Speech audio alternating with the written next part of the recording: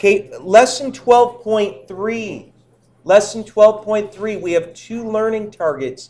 I can use the integral test to tell if a series converges or diverges. I can use the p-series test to tell if a series converges or diverges. And reading this little paragraph is so very important.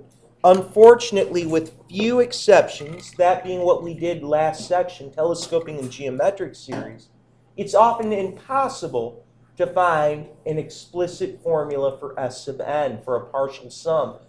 And for such cases, we will use tests that simply tell us whether the series converges or diverges. That's going to be pretty much our experience for the rest of this little unit here.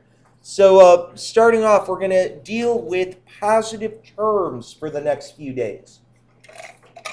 The integral test. Wow. Nice to have a test that involves some calculus. The integral test says if a sub n is a series, and let's assume that the function f of n could be the nth term inside that series, an nth term of the sequence that would be added up as a series, that is.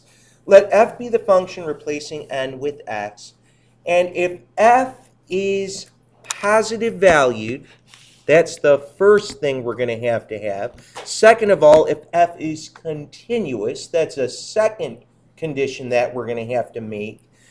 And third of all, if f is decreasing, if you meet all three criteria, then that series will do the following down below.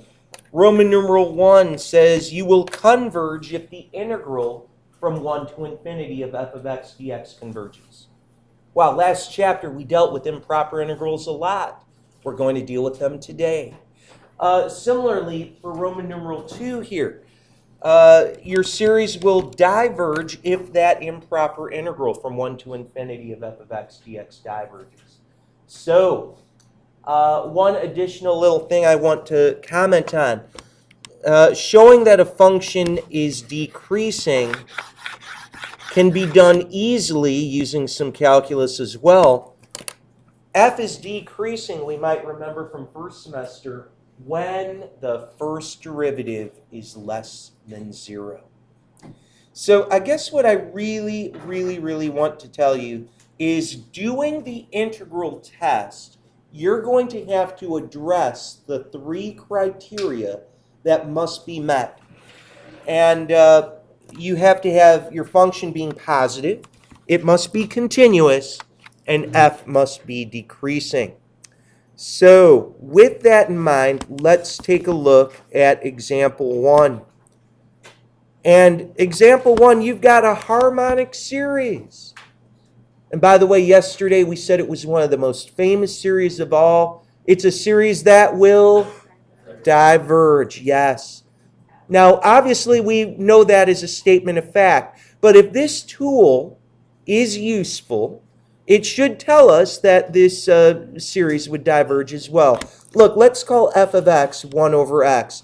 Because, your nth term is 1 over n. We could say f of n is 1 over n, but f of x is 1 over x. F of x, let's look at the three criteria. F of x is greater than 0. It's positive for x values greater than or equal to 1. Right?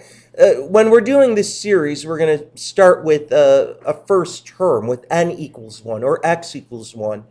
And very clearly, we look at that, we'd say, you know what? Every value of 1 over x, if x is going to be bigger than 1, must be positive. Second of all, f of x is continuous. You just have to make that comment as if you're saying that, hey, I am checking that. In fact, if here's f of x, there's only one value of x for which your function wouldn't be continuous, and that would be for x equals 0. Right? So, thank goodness we can say, yes, my function is positive. Yes, my function is continuous. The third criteria we do have to speak of is that our function is decreasing. Now, again, the simple, easy way to do that is to take a derivative. f prime. And what a famous derivative this is. 1 over x, that derivative is negative 1 over x squared, which, by the way, is less than 0 for x greater than or equal to 1. Just seeing that negative 1 up there guarantees that that fraction would be something negative, as, regardless of what you're plugging in for x, only one value of x would make it undefined, and that's 0. We won't have to worry about it. So look, you've got your threefold checkpoint. Now you could investigate what's happening as you integrate from 1 over infinity of 1 over x dx. Now, whenever we have an improper integral going up to infinity, guys, we have to write what out in front of the integral? A limit. Oh, please remember that. That is so important. If you don't do that on the AP exam, for example, you don't get full credit. They're going to say, ooh, you're not working this out, even if you're able to get a correct answer. Honestly, an improper integral requires a limit.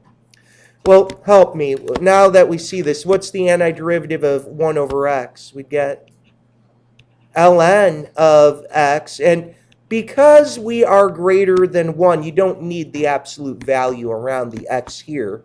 Certainly you are welcome to use it if you want, but it's really not needed.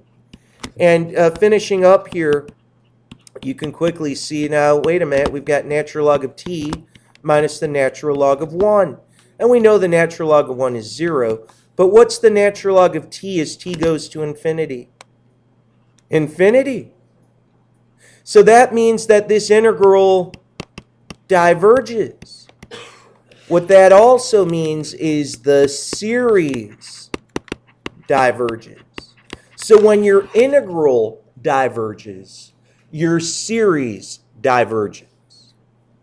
By way of comparison, if this integral would have converged, let's just say it would have arrived at a value of a half, then our series would converge. We cannot say it would converge to the integral value, though. We wouldn't know what that convergent integral what the convergent series value is. We'll talk more about things we can do to get close to estimates for how close to the real converging value it would be. Well, listen, the integral test, I'll be so honest with you, like all tests we're going to study, have their limitations. The limitations are, can you evaluate an integral? If you look at the inside of sigma, and if you meet the 3 criteria, and you say, hey, I can work out an antiderivative of this, then you can use this rule. Obviously, there will be many formulas down the road where you'll say, wow, this isn't really working out the way I had hoped. But let's see, f of x is equal to x all over e to the x. Look, n over e to the n, we can work this out. What were the 3 things we have to check? F of x is positive. Oh, sure, you bet. It's positive for x greater than or equal to 1. And we can say, well, let's see, is f continuous? Yeah. If you think about it, your denominator will never ever equal 0 down there. E to the x, you look at the graph of it, and you can see that you're always going to be above y equals 0. So it's continuous for all x values, but you could specify and say for x greater than or equal to 1. And then we have to take our derivative. Nuts. Well, we could do a quotient rule, I guess. That's some good review. Let's see. Low, d high. What's the derivative of the high point? It's 1 minus high, d low, all over low squared. It's not so bad to do the quotient rule there. And you could say, now, wait a minute. This doesn't look nearly as nice as our last problem. You might wonder, is that expression really negative? You see, I'd like my derivative to be negative because that means f is decreasing. Well, my word. May I make a suggestion? Factor out e to the x. So very often you can do that, and You could even cancel e to the x over e to the 2x, but draw your attention, if you would, just for a moment, to this numerator where you have 1 minus x. Now, it doesn't take you too long to see that if x is greater than 1, if x is bigger than 1, like a 2 or even 1.1, obviously you're not even worried about a 1.1 in a series context. But do you see how you're going to get that highlighted quantity to be negative if x is greater than 1? So what bothers kids is you could say it's less than 0 for x greater than 1. Sometimes kids will say, now wait a minute, it's not equal to 1 in that regard. If x equaled 1, that whole left side, that whole derivative collapses to 0. Yeah, as long as you eventually arrive at something negative, and you will always remain negative, you're going to be able to say that that derivative suffices. So we've met our 3 criteria. Tell you what, let's go ahead and investigate this integral. And tell you what, want to do this a little bit quicker. I'm going to make this x e to the negative x. Sometimes kids wince there and they're like, ouch, yeah, look at that. Anything come to mind? Yeah. Why is 0 to infinity the same? Oh, forgive me. Forgive me. Let's make it 1 to infinity, right? We'll make it 1 to infinity. Yeah. The shortcut. Very good, Joseph. Tabular integration. Tabular integration by parts. Way to go. Let's figure this thing out. We can say, well, our u, let's call that x. Our dv, call that e to the negative x. Help me take some derivatives here. We'd get the derivative of x is 1. Derivative of 1 is 0. What's the antiderivative of e to the negative x? Negative e. Yeah, negative e to the negative x, reversing that chain rule, and then what? Now this becomes e to the negative x, and of course we can say, well, we start with a plus, and then we go to a minus. So I'd be able to work that out. I'd be able to take an antiderivative. Now, before we even get any further, please remember you need to put in a limit. Every improper integral requires us to write out a limit here. And wow, as we're punching through this, we can take a look at this and say, hey, I know what this antiderivative is. Joseph pointed out tabular integration by parts. Let's see, first diagonal, x times e, negative e to the negative x would be negative x e to the negative x. Then I'm going to say minus, right here, we're going to be able to put in here a 1 times e to the negative x. And then we're going to evaluate that between t and 1. So, hey, we're getting there. Let's see, we've got limit t going to infinity. Here's negative t, e to the negative t minus e to the negative t. And plugging in a 1, can scroll over here a little bit. That would be negative 1, e to the negative 1 minus e to the negative 1. Really, the whole issue is the behavior of our exponential terms. Here's the graph of e to the x. We know that if we plug in negative infinity, we head towards 0. And this second part right here, plug in infinity, e to the negative infinity does arrive at 0. That's good. That's good. But the next part is a power struggle, I'm so sad to say. You'll have infinity, negative infinity times 0. Yikes. We're in a power struggle. We can't simply say it's 0 because 0 times infinity is 0. It's indeterminate. What do we have to do?